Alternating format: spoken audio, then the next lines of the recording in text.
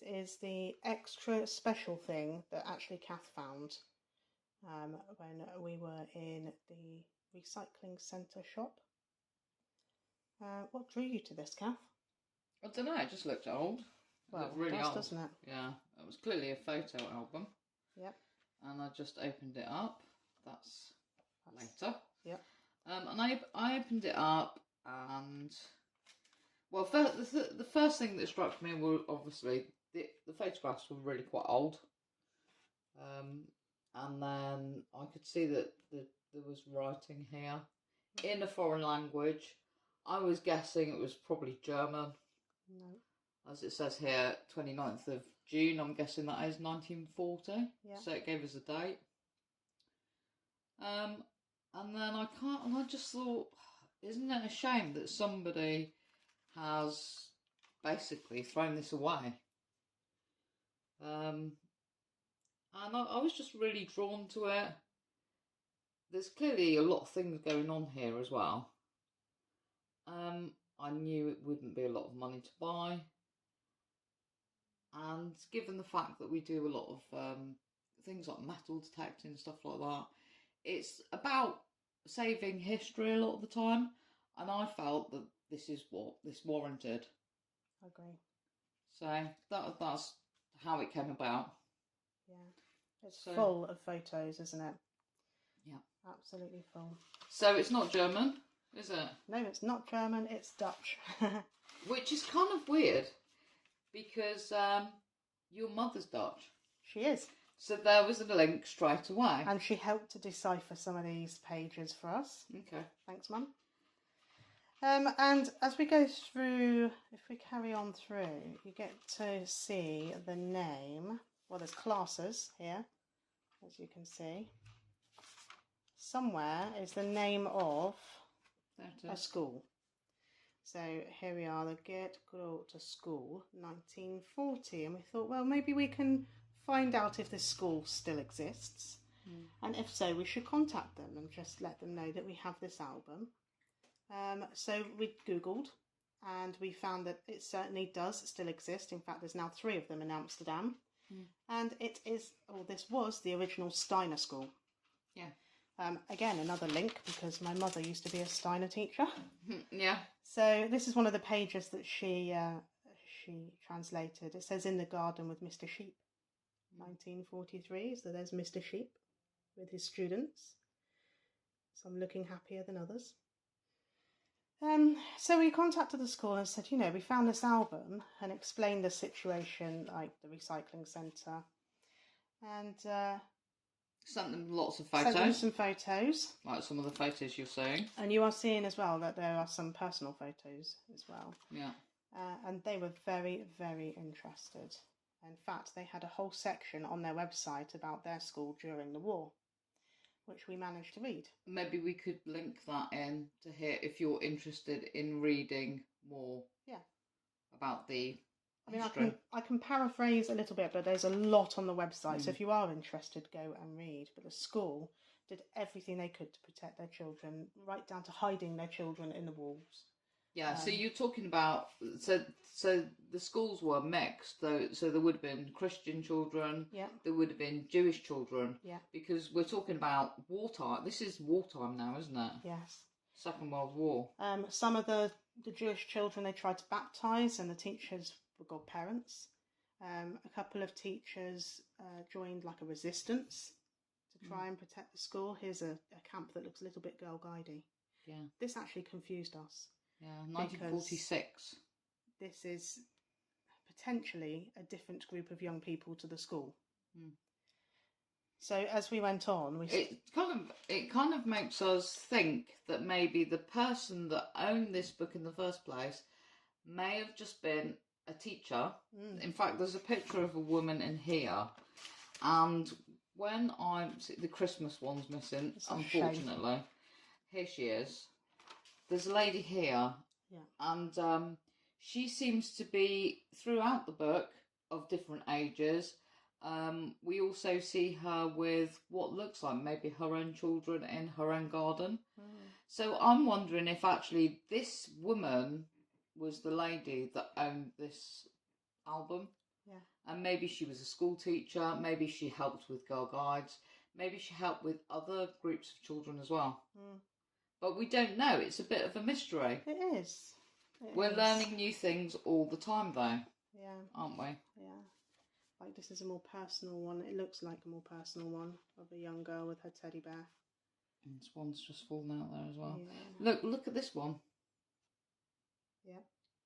I mean, that's definitely within a school, isn't it? That must be like metalwork or something like that.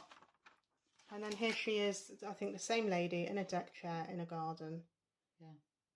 1946. And this looks more like a sort of family setup, doesn't it? And there are pictures of her, like, in the mountains, looking wistful. So we emailed the school, and they linked us into the school's history. Very, very, in fact, here's the mountains ones. Very, very interesting.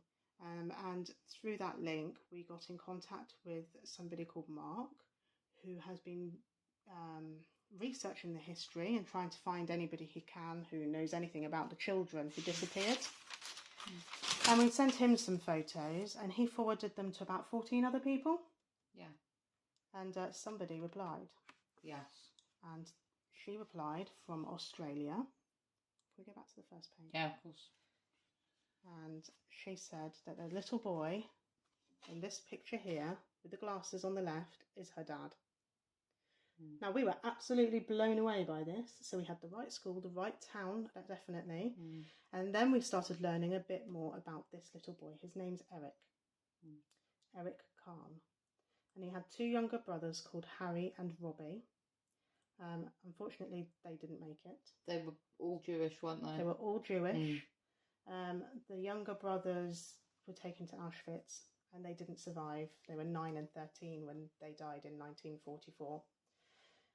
This boy was in hiding with 13 other people. His mother was one of them. His mother was one of them. And then 11 other people, from what we understand. In the cellar of a castle. Very Anne Frank style.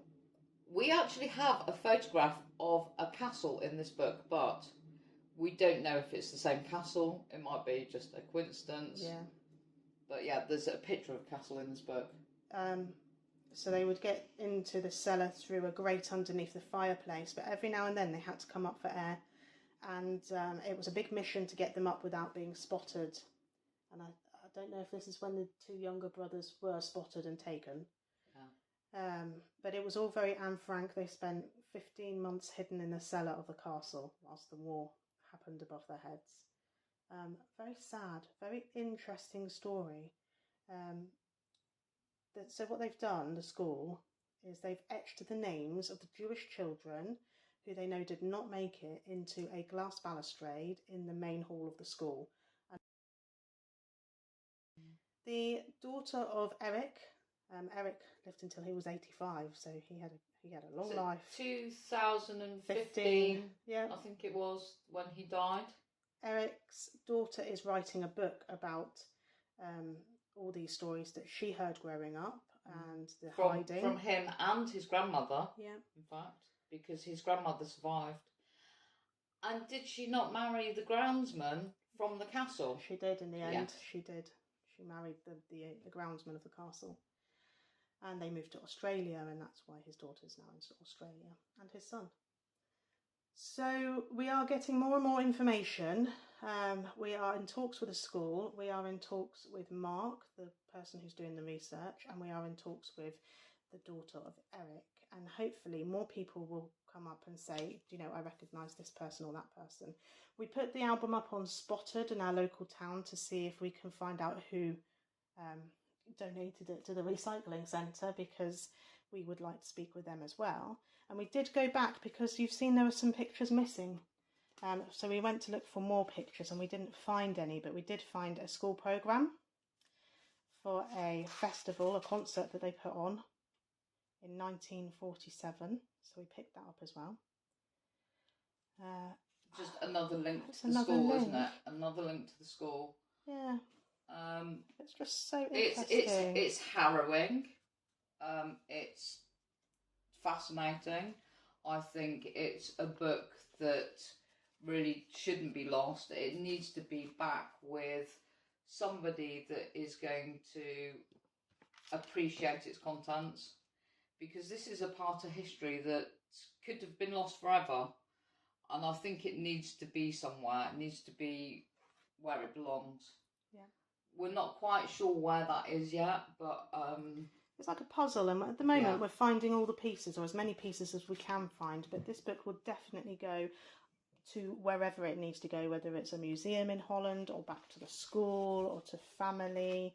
If we find out that it did belong to this lady, then maybe her family. But at the moment we're just information gathering, and if you'd like more updates on this book, then do let us know. I'm just looking for the castle photos. Can you find them? Okay. Hard one-handed. I'll try. Let's try and remember where they We've were. sent these castle photos. There are separate photos in the back here with more children. That may be the same woman. I'm not sure. But again, this looks like a different group of children to the school children, and obviously they're not guides. It just goes on and on. So let's see if we can find the castle photo. A minute. There are some blank pages in the back here. But also at the back, the dates disappear. Yes, which makes it harder to... sort of ascertain what's, what's do you recognise these places, anybody? I tried to Google image them, but it just comes up with postcards of lots of different places. To be very careful with it as well. More children. Yeah. Such a... It's amazing, isn't it? It's just... See, this could be the same woman again.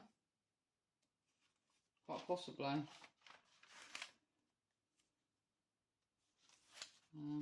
Looking for the castle. I think we're getting close, actually. Yeah. Because I remember this picture. So I think we're getting quite close. Down by the seaside.